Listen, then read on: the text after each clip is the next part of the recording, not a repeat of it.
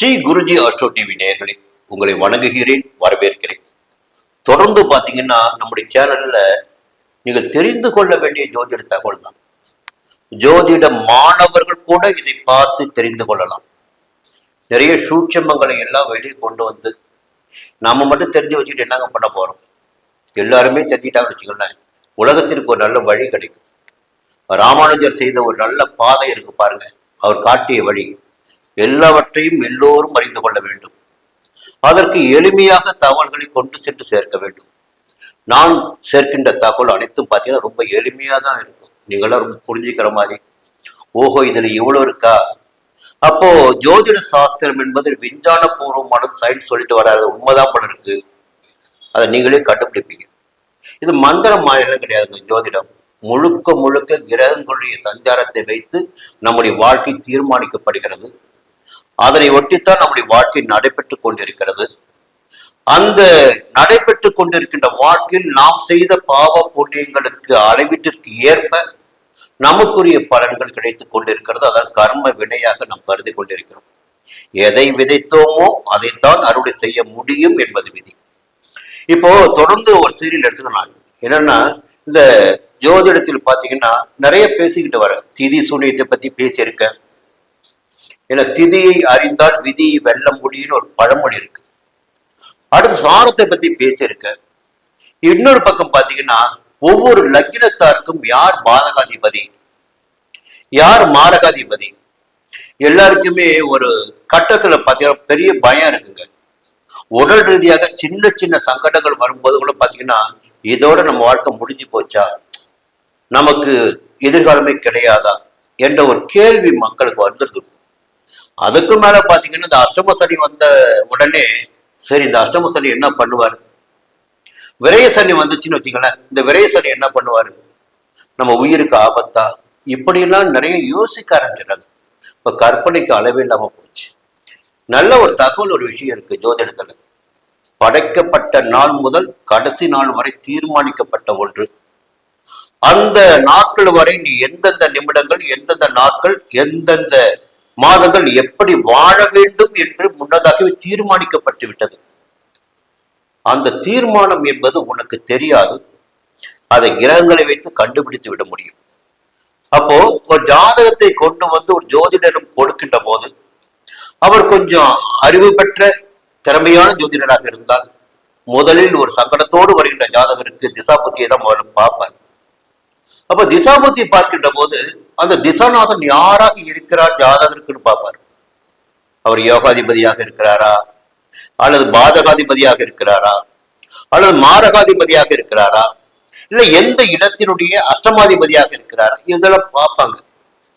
அப்படி பார்த்து அவருடைய நிலையினை அறிந்து கொண்டே ஒரு பலன்களை நம்மால் உணர்ந்து கொள்ள முடியும், தெரிவிக்க முடியும். அப்போ வேறு எந்த விதமான அஷ்டம சனியோ விரைய சனியோ நிச்சயமாக சங்கடத்தை ஏற்படுத்தாதுன்னு தெரிஞ்சுக்கலாம்.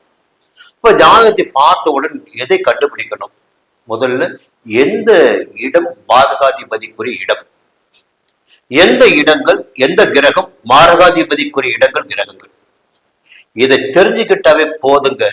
ஒரு பலன்களை அப்படி அள்ளி கொடுக்க முடியும்.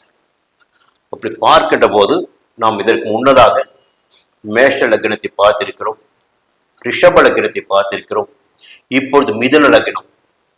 இந்த மிதுன லக்னத்தில் பிறந்தவர்களுக்கு எந்த திசை நடைபெறுகின்ற காலம் பாதகமான காலமாக இருக்கும், அதை முதல்ல தெரிஞ்சுக்கணும். சரி, முதல்ல பாதகாதிபதி யார் மிதுனத்துக்கு, அதை நீ புரிஞ்சுக்கணும். பாதகாதிபதி என்பவர் மிதுன லக்னத்திற்கு யார்? சப்தமாதிபதியான குரு பகவான் மிதுன லக்னத்திற்கு பாதகாதிபதி. என்ன வேடிக்கை பாருங்க. இப்ப தனுசு இடம் தான் 7ஆம் இடம், அவர் தான் பாதகாதிபதியாக வருகிறார் மிதுனத்திற்கு. இந்த புத பகவான் எங்க போய் நீச்சம் அடைவா தெரியுங்களா? மீனத்துல போய் குருடைய வீட்டுல. ஆனா மிதுனத்தில் பிறந்தவர்களுக்கு இங்கே பாதகாதிபதியாக மாறி விடுகிறார் குரு. இந்த பாதகாதிபதி என்ன செய்வார்? மிதுன லக்னம் உங்களுக்கு அப்படியே திசைகள் நடைபெற்றுக் கொண்டிருக்கு. ஏன்னா நீங்க எந்த ராசியில பிறந்தீங்களோ, எந்த நட்சத்திரத்தில் பிறந்தீங்களோ, அதை வைத்துதான் திசை நடக்கும். அப்படி நடக்கின்ற போது எப்பொழுது உங்களுக்கு குரு திசை வருகிறதோ அந்த காலகட்டத்தில் உங்கள் வாழ்க்கையில் ஒரு சூனியம் போல நிலை மாறிவிடும். எப்படிங்க? குரு திசை நடைபெறுகின்ற காலகட்டத்தில். சரி, அதோட விட்டாலும் பரவாயில்லையே, அடுத்து வருகின்ற சனி திசை இருக்கு பாருங்க, புதன் திசை இருக்கு பாருங்க, கேது திசை இருக்கு பாருங்க, சுக்கிர திசை இருக்கு பாருங்க, சூரிய திசை இருக்கு பாருங்க, சந்திர திசை இருக்கு, சொல்லிட்டே போகலாம். எல்லா திசையிலும் குரு புத்தி எப்பொழுது வருகிறது? ஒவ்வொரு திசையிலும் குரு புத்தி வரும். அந்த குரு புத்தி வருகின்ற காலகட்டத்திலும் சோதனைகள் சூழும், வேதனைகள் அதிகரிக்கும். அப்போ படைக்கப்பட்ட போது இது மிதுன லக்னத்தாருக்கு குரு பாதகாதிபதியாக தீர்மானிக்கப்பட்டு விடுகிறார். இப்போ குரு பற்றி நம்ம பெருமையா பேசுவோம், குரு பார்க்க கோடி பொன்னின்னு சொல்லுவோம். ஆனா எல்லாருக்கும் குரு அப்படி கிடையாது, புரியுதுங்களா? அப்போ மிதுன லக்னத்தாருக்கு அவர் தான் பாதகாதிபதி. அவருடைய திசை நடைபெறுகின்ற காலகட்டத்தில் நமக்கு பாதகமான பலன்கள் ஏற்படும். எந்த திசை நடைபெற்றாலும் குரு புத்தி நடைபெறுகின்ற போது இன்னும் பாதகமான பலன்கள் ஏற்படும். அதன் பிறகு பாதகாதிபதி பாத்தீங்கன்னா அவர் உங்க லக்னத்துல, உங்க லக்னம் வேற மிதுனம் வச்சுக்கல, மிதுனத்திலே வந்து உட்கார்ந்துடுறாரு, 5ஆம் இடத்துல போய் உட்கார்றாரு. லக்னத்திற்கு 5ஆம் இடத்துல, லக்னத்திற்கு 9ஆம் இடத்துல திரிகோணத்துல போய் உட்கார்றாரு. அங்கே அமர்ந்தாலும் அவருடைய வலிமை அதிகமாகும். எப்படிங்க? பாதகாதிபதி வலிமை பெற்றவராக மாறுவார். அவர் கொஞ்சம் வலிமை இல்லாதவராக இருந்தால் நம்ம விளையாடி பார்க்கலாம். அவர் வலிமை பெற்றவராக மாறுகின்ற போது நாம் வலிமை இழந்தவராக, சங்கடங்களை சந்திக்க வேண்டியவராக, தொடர்ந்து சோதனைக்கு ஆளாக வேண்டியவராக மாறிவிடுவோம். இது ஒரு விதியாச்சுங்களா? அடுத்து இந்த பாதகாதிபதி இருக்கார் பாருங்க, குரு. அவர் போய் ஆட்சி பெறுகிறார். எங்க எல்லாம் ஆட்சி பெறுவார்? மீனத்தில் ஆட்சி அடைவார், தனுசில் ஆட்சி அடைவார், கடகத்தில் உச்சமடைவார். அந்த இடங்களில் பாதகாதிபதி சஞ்சரித்து அவருடைய திசாபுத்தி நடைபெறுகின்ற காலகட்டத்தில் இன்னும் நமக்கு சோதனையான, அதிகபட்ச சோதனையான பலன்களை நாம் சந்திக்க வேண்டியதாக இருக்கும். லக்னாதிபதியை விட, புதனை விட இந்த பாதகாதிபதி வலிமை மிக்கவராக இருந்தாலும் நமக்கு சோதனைகள் அதிகபட்சமாக இருக்கும். இன்னும் எல்லாத்தை விட பெரிய வேடிக்கை, இவர்தான் பாதகாதிபதி, நமக்கு எதிரி. இவர் நம்மளை வச்சு பந்தாடலாம், என்ன வேணாலும் பண்ணலாம். 16 வருஷம் இவருடைய திசா காலம், புத்தி காலங்கள் வேற இருக்கு, அடுத்த திசைகள் இல்லை. இதோட விட்டுட்டு போனாலும் பரவாயில்ல. இவர் போய் எந்த வீட்டுல உட்கார்றாரோ அந்த வீட்டுக்கு ஒரு காரகம், ஒரு கிரகம் இருக்கு பாருங்க. அந்த கிரகத்தின் திசா புத்தி காலங்களிலும் நமக்கு சோதனைகள் ஏற்படும். இவர் போய் சிம்மத்துல உட்காந்துட்டாரு வச்சுங்களேன், குரு பகவான் மிதுன லக்னத்தா இருக்கு, சூரிய திசை வருது பாருங்க, அந்த காலகட்டம் அதே பாதக பலன்களில் சந்திக்க வேண்டியதாக இருக்கும். இல்ல துலாத்துல இருந்து உட்கார்றாரு குரு பகவான், மிதுன லக்னத்தா இருக்கு, இவர் பாதகாதிபதி.